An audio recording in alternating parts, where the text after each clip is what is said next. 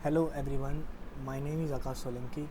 जैसे कि आपने थंबनेल देख लिया होगा कि आज इंग्लिश की पहली क्लास है नाउन। हम लोग जो भी आपका सिलेबस होगा वो पूरा कराएंगे, यानी कि जो एयरफोर्स में आएगा वो आपका सिलेबस हम पूरा कराएंगे।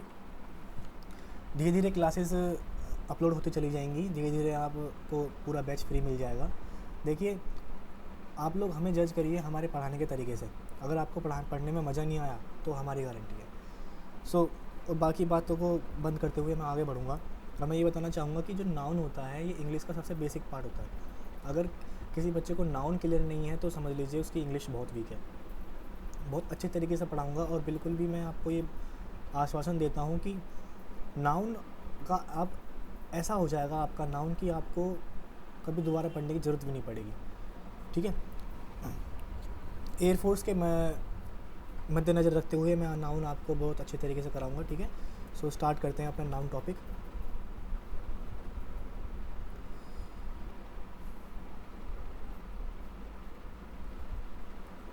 नाउन देखिए, सुनिए, होता क्या है मैं आपको बता देता हूँ थोड़ा थोड़ा। देखिए, पहली क्लास है तो अगर कोई गलती हुई तो माफ़ कर देना। होता क्या है कि आपको पता है इंग्लिश क्या है? एक लैंग्वेज है। इंग्लिश एक लैंग्वेज है। आपको पता है कि अब किसी भी लैंग्वेज के अंदर साउंड होता है, या वो लैंग्वेज हिंदी हो, कोई भी लैंग्वेज हो, जब हम उसको बोलते हैं तो साउंड तो होता ही है उस लैंग्वेज में। तो इंग्लिश के अंदर क्या है? लैंग्वेज है। लैंग्वेज क्या है? लैंग्वेज के अंदर साउंड होता है। ठीक है। अब आप मुझे बताइए, अगर आप कुछ बोल रहे हैं, जैसे मैंने आपसे बोला कि आप क्या करते हैं, तो ये साउंड है। ये साउंड कैसे बना? ये बना लेटर्स को जॉइन करके, है ना। लेटर से बनता है ना साउंड, ABCDEF, तो ऐसे ही लेटर से साउंड बनता है। ठीक है। अब आप एक बार बताइए, उन्हीं लेटर को अगर मैं जोड़ दूँ, तो वो क्या बन जाता है? वर्ड बन जाता है। अगर मैंने वही लेटर जोड़ दिए तो क्या बन जाएंगे? वर्ड बन जाएंगे। तो सिंपल सी बात है कि अगर कोई वर्ड बनाए तो वो किसी चीज़ का नेम जरूर होगा नहीं होगा? किसी चीज़ का नेम ज़रूर होगा, क्योंकि आपको पता है कि ऐसी दुनिया में कोई चीज़ नहीं है जिसको हम नहीं बोल सकते। ये किसी चीज़ का नेमिंग वर्ड ज़रूर होगा। ठीक है। सो इसी को आगे कराता हूँ मैं आपको। अब देखिए, अब मैंने उस नेम को क्या करा, मैंने उस नेम को 3 कैटेगरी में डिवाइड कर दिया। जो भी नेम होगा उस नेम को मैंने क्या करा, 3 कैटेगरी में डिवाइड कर दिया। होगा क्या? या तो वो नेम किसी पर्सन का होगा, ठीक है, या वो नेम किसी प्लेस का होगा, ठीक है, या फिर वो थिंग होगा। थोड़ी तबीयत ख़राब है तो आवाज़ अगर आपको ऐसी आ रही है तो उसके लिए सॉरी। देखिए, या तो वो नेम किसी पर्सन का होगा, या प्लेस का होगा, या थिंग का हो गया। और बहुत से लोग एक चीज़ और करा लेते हैं, तो उसको भी मैं बता देता हूँ आपको। या फिर वो किसी ऐसी चीज़ का होगा जो हम केवल फील कर सकें, फील ओनली वाली चीज़ें। ठीक है। सो 4 ही नेम हो सकते, 4 ही किसी इस दुनिया में कोई भी नेमिंग वर्ड है वो 4 ही चीज़ों का हो सकता है। वो या तो वो किसी पर्सन का होगा, या फिर किसी प्लेस का होगा, या थिंग का होगा, या फिर फील ओनली वाली चीज़ों का होगा। सो आगे बढ़ता हूँ मैं। आगे मैं आपको ये बताता हूँ कि देखिए, अगर आपको यह पहचानना है कि वो पर्सन किसी सेंटेंस में लिखा हुआ है वो नाउन है या नहीं है, तो दो तरीके होते हैं कि अगर वो नाउन है या नहीं है। एक तो होता है कि अगर हु का रिप्लाई बन जाए, मैं आपको एग्जांपल से समझाऊंगा आगे। ठीक है। अगर वो हु का रिप्लाई बन जाए तो वो नाउन है। और दूसरा तरीका होता है कि अगर वो हुम का भी रिप्लाई बन जाए तो भी नाउन है। कैसे? देखिए, जब मैं आपको एक बार एग्जांपल में समझाऊंगा कैसे होता है, कैसे नहीं होता। ठीक है। आगे बढ़ेंगे जब, उसके बाद बताऊंगा। देखिए, अब अगर आपको पहचानना है कि कोई प्लेस का नाम या थिंग का नाम नाउन है या नहीं है, सेंटेंस में जो यूज़ हुआ है वो नाउन है या नहीं है, तो ध्यान रखिए, वो जो प्लेस या थिंग है वो व्हाट का रिप्लाई बनेगा। किसका बनेगा? व्हाट का रिप्लाई बनेगा। ऐसे ही हम फील ओनली को भी व्हाट की कैटेगरी में ही रखते हैं। ठीक है। सो दो चीज़ होगी कि पर्सन के केस में जो नाउन होगा वो हु या हुम का रिप्लाई बनेगा, प्लेस के केस में व्हाट का रिप्लाई बनेगा, और फील ओनली के केस में भी व्हाट का रिप्लाई बनेगा। देखिए, इस चीज़ को मैं और अच्छे से आपको समझाना चाहूँ तो मैं एग्जांपल लेना चाहूँगा, उसके बाद आपको समझ में आएगा अच्छे से कि क्या होता है। जैसे देखो, सुनो, एक एग्जांपल है, Ram will help Mohan. Ram will help Mohan. देखिए, मैं आपसे एक सिंपल सा क्वेश्चन पूछता हूँ। मैंने आपसे एक क्वेश्चन पूछा कि यहाँ से मैंने पूछा कि who will help Mohan. Who will help Mohan. So इसका जवाब आपके पास क्या आएगा? क्या देंगे आपका जवाब? मैंने ये क्वेश्चन पूछा और मैंने ये लिखा राम विल हेल्प मोहन। सो मैंने इसको छुपा दिया। 2 मिनट के लिए आप इसको मानिए, इसको छुपा लो। ये आपका समझ लीजिए इसका आंसर है, इस क्वेश्चन का ये आंसर है। मैंने आपसे पूछा हु विल हेल्प मोहन, तो आप क्या बोलेंगे? आप बोलेंगे यहाँ पे राम विल हेल्प मोहन, यही बोलेंगे। तो आप मुझे एक बात बताइए कि ये जो हु है, इस हु की जगह कौन आया? राम आया। हु की जगह कौन आया? राम आया। तो हु का रिप्लाई कौन बना? राम बना। अगर मैंने आपको बताया था कि पर्सन के केस में देखो, सिंपल सी बात है, राम पर्सन तो है नहीं? तो पर्सन के केस में अगर वो हु का रिप्लाई बन रहा है, हु का केस में अभी आपको बताऊंगा, अगर वो हु का रिप्लाई बन रहा है तो वो नाउन है। अगर ये हु का रिप्लाई बना तो ये क्या हुआ? नाउन हुआ। समझ में आई बात आपको? अगर ये हु का रिप्लाई बना तो ये नाउन हुआ। देखिए, इसी सेंटेंस में आपको मैं हुम का भी क्लियर कर देता हूँ। जैसे अगर मैं आपसे पूछने लगूँ, क्वेश्चन है मेरा, राम विल हेल्प हुम, तो आप क्या बताएंगे? सिंपल सी बात है कि अगर आपके पास आंसर है तो आप सीधा बता देंगे कि भाई इसका आंसर है मोहन, है नहीं? यानी कौन हेल्प करेगा राम की? राम किसकी हेल्प करेगा? मोहन की हेल्प करेगा। तो हु का रिप्लाई कौन बना? मोहन। अगर ये हु का रिप्लाई बन रहा है तो ये क्या हुआ? नाउन। ठीक है। तो आप देखिए, अब आपसे यहाँ पे आपने आइडिया लगाया होगा कि हु का रिप्लाई हमेशा सब्जेक्टिव केस में बनता है। यानी कोई person as a subject use हो रहा हो तो हु का रिप्लाई बनेगा। कोई person as a object use हो रहा हो तो हुम का रिप्लाई बनेगा। समझ में आई पहला केस क्या है क्या नहीं है? चलिए अब आगे बढ़ते हैं। मैं ज़रा इसको थोड़ा सा इरेज कर लेता हूँ क्योंकि एक ही पेज मिला है।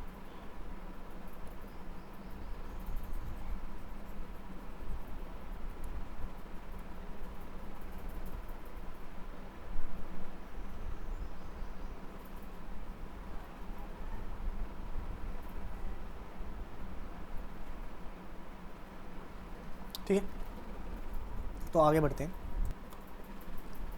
हम अब एक और एग्जांपल मैं आपको देना चाहूँगा। देखिए, एग्जांपल है, जैसे यहीं पे लिख देता हूँ मैं example, an apple was given to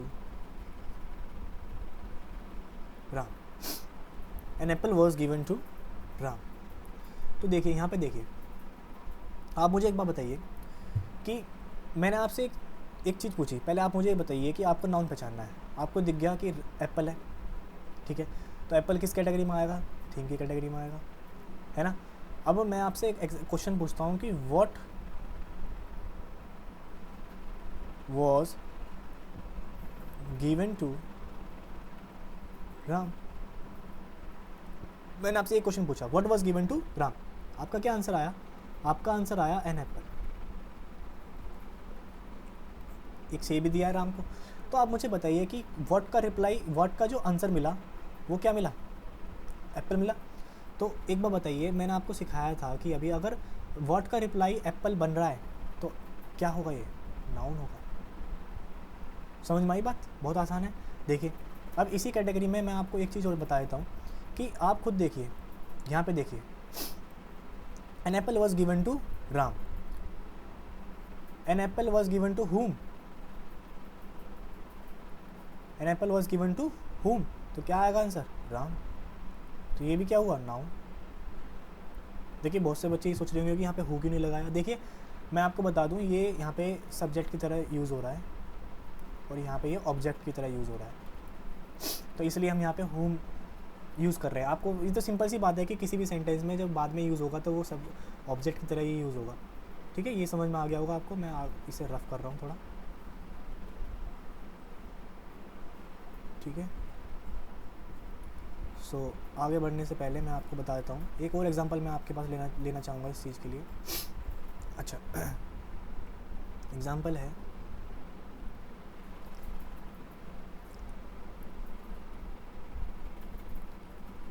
honesty is the best policy. Honesty is the best policy. आप मुझे एक बात बताइए, मैं आपसे पूछूं कि ऑनेस्टी कैसी चीज़ है, फील ओनली वाली चीज़ है। भाई ईमानदारी को बस हम फील कर सकते हैं, नहीं देख सकते, ठीक है। तो फील ओनली वाली कैटेगरी में आ गया एंड ऑनेस्टी, ठीक है। तो ऑनेस्टी मतलब अगर मैं आपसे क्वेश्चन पूछता हूँ, देखिए फील ओनली वाली कैटेगरी क्या होती है, व्हाट का रिप्लाई बनती है। तो यहाँ पे मैंने क्वेश्चन बनाया कि what is the best policy, question बनाया what is the best policy. तो आपका आंसर क्या आया, आपका आंसर आया ऑनेस्टी। सिंपल सी बात है कि ऑनेस्टी आने वाला है, तो honesty is the best policy. तो अगर ये वर्ड का रिप्लाई बन रहा है तो ये क्या होगा, नाउन होगा। सीधी सी बात है, अगर ये वर्ड का रिप्लाई बन रहा है तो ये क्या होगा, नाउन होगा। तो देख कितना सिंपल है। आप किसी भी सेंटेंस में देख सकते हैं, किसी भी सेंटेंस में अगर पर्सन के केस में हु हुम, प्लेस के केस में व्हाट, थिंग के केस में व्हाट और फील ओनली केस में भी व्हाट, अगर इनका रिप्लाई बन रहा है, कोई भी चीज़ इनका रिप्लाई बन रही है तो वो 100% नाउन होगा। आसान है, आप किसी चीज़ को भी पहचान सकते हैं इसमें, कोई भी चीज़ ले लीजिए सेंटेंस में आप पहचान लेंगे। मैंने आपको बहुत सारे एग्जांपल भी दिखा दिए हैं कि कैसे होता है कैसे नहीं होता। सो प्लीज़ इतना अच्छा लगा हो तो प्लीज़ वीडियो को लाइक ज़रूर कर देना। चलिए अब आगे बढ़ते हैं। आगे बढ़ते हुए मैं आपको थोड़ा सा आइडिया और देता हूँ। आपने ये सीख लिया है कि नाउन को आप कैसे पहचानते हैं, तो एक बार मेरे साथ लिख लीजिए यहाँ पे, नाउन को कैसे पहचानते हैं। नाउन को पहचानते हैं हम हु का रिप्लाई बन रहा हो, व्हाट का रिप्लाई बन रहा हो, या फिर हुम का रिप्लाई बन रहा हो ऑब्जेक्टिव केस में, ठीक है। सो ये नाउन की पहचानने की वो होती है। अब आगे बढ़ते हैं। अब आप बताइए मुझे प्रोनाउन क्या होता है। देखिए प्रोनाउन होता है जो किसी नाउन को रिप्रेजेंट कर जाए, ठीक है। एग्जाम्पल के तौर में आपको बता देता हूँ क्या होता है। जैसे देखिए सुनिए, एग्जाम्पल है कि Ram is a good friend, full stop, he helps me, he helps me lot. देखिए ये सेंटेंस है, Ram is a good friend, he helps me lot. तो आप मुझे एक बात बताइए, यहाँ पे आपने देखा कि मैंने यहाँ पे नाम या क्या यूज़ किया, राम, ठीक है। अब यहाँ पे जो बात हो रही है वो भी राम के बारे में बात हो रही है, सिंपल सी बात है, राम के बारे में बात हो रही है। Ram is a good friend, he helps me a lot. तो आप खुद देखिए कि मैंने राम की जगह क्या क्या लिख दिया, ही। ये मैंने राम को रिप्लेस करके क्या लिख दिया, ही। तो यही चीज़ जो होती है, यही चीज़ होती है प्रोनाउन, यही चीज़ होती है प्रोनाउन। मतलब जो नाउन को रिप्रेजेंट कर जाए, नाउन को रिप्रेजेंट कर जाए, चाहे वो कोई भी वर्ड हो, नाउन को जो रिप्रेजेंट कर जाए वो होता है प्रोनाउन। सो यहाँ पे राम लिखा था, यहाँ पे मैंने ही यूज़ कर लिया, तो दोबारा नाउन यूज़ करने की ज़रूरत नहीं पड़ती ना। तो प्रोनाउन को हम यूज़ इसलिए करते हैं कि रिपीटिशन जो होता है नाउन का, उसको ख़त्म करने के लिए। बार बार राम राम राम राम अच्छा नहीं लगता ना, इसी वजह से तो ही हमने यहाँ पे यूज़ किया। चलिए आगे बढ़ते हैं। एक मिनट ज़रा मैं इसे मिटा लेता हूँ, ठीक है। अच्छा देखिए, थोड़ा सा मैं आइडिया आपको एडजेक्टिव का और दे देता हूँ, ठीक है। एडजेक्टिव क्या होता है, देखो मैं इसलिए दे रहा हूँ क्योंकि ये चीज़ें यूज़ होंगी, ये हर सेंटेंस में यूज़ होते हैं, तो अब इस बेसिक में आपको और ये बात पता चल जाएंगी तो अच्छा होगा ना आपके लिए। देखिए इसका मैं एग्जांपल देके समझाऊंगा बाद में आपको, ठीक है, जब आगे बढ़ेंगे। मैं बस ये बताना चाहता हूँ कि ये जो नाउन प्रोनाउन में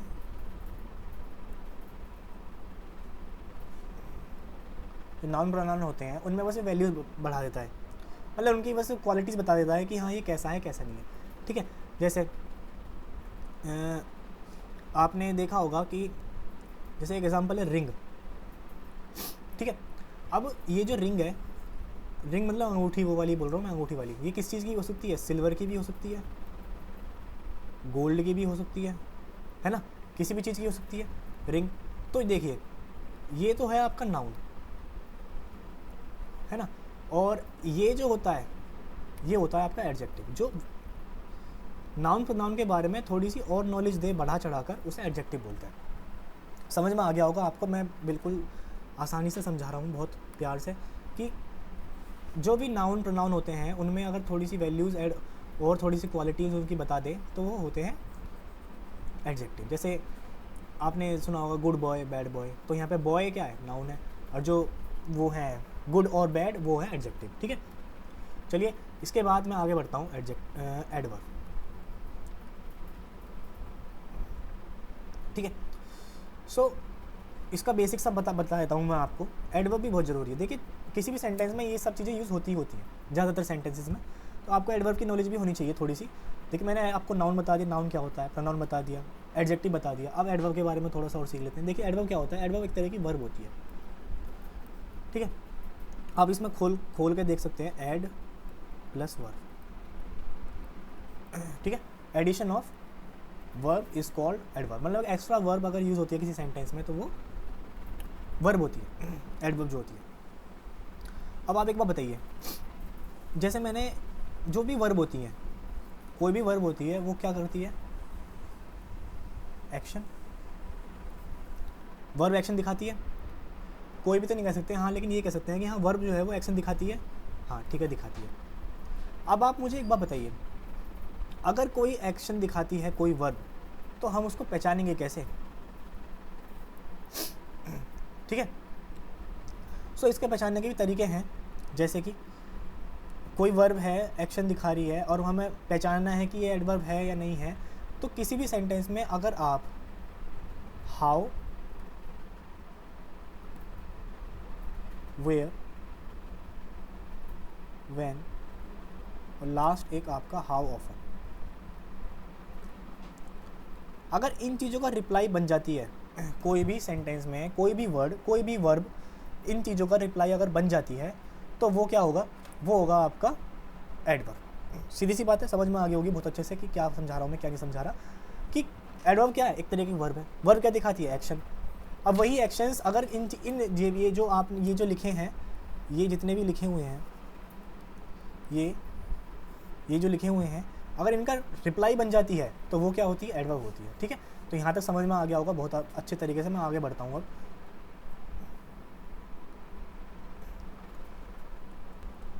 देखिए आज बेसिक क्लास है तो मैं थोड़ा सा आपको अच्छे से समझा रहा हूँ, क्योंकि अगर बेसिक डेवलपमेंट ही अच्छी नहीं हुई तो फ़ायदा क्या फिर, ठीक है। तो इसी वजह से मैं आपको अच्छे सेंटेंसेस, मतलब सेंटेंसेस में बता देता हूँ कि कैसे आप पहचानेंगे कैसे नहीं पहचानेंगे। सो आगे बढ़ते हुए मैं कुछ सेंटेंसेस लेता हूँ आपके सामने। देखिए, राम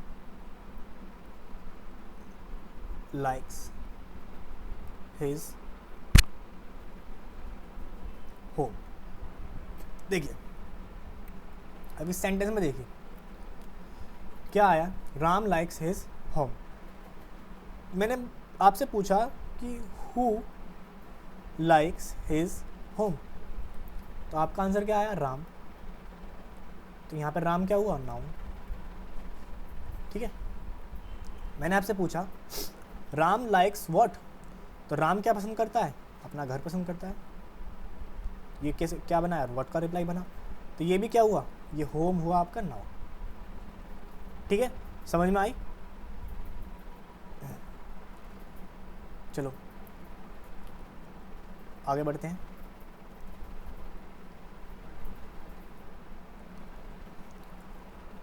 अब ये देखिए, Ram went home, Ram went home. So आप मुझे यहाँ पे एक बात बताइए, मैंने आपसे पूछा who went home, who went home, तो आपका जवाब क्या आया? आपका जवाब आया कि राम वेंट होम। तो क्या आया आंसर? राम। तो जवाब अगर राम आया तो ये क्या हुआ? नाउन। ठीक है, अब मैं आपसे बोलता हूँ कि Ram went where, Ram went where, तो ये जो क्वेश्चन बन रहा है ये क्या बन रहा है? ये वेयर का रिप्लाई बन रहा है। अगर मैंने आपको बताया था कि जब वेयर का रिप्लाई बनता है तो वो क्या होता है? एडवर्ब होता है। तो मैं आपको एक चीज़ सिखाना चाह रहा हूँ कि देखिए यहाँ पे home as a noun use हुआ था और यहाँ पे हो एडवर्ब की तरह यूज़ हो रहा है। ठीक है, वहाँ पे होम कैसे यूज़ हुआ था? As a noun. यहाँ पे होम कैसे यूज़ हो रहा है? As a adverb.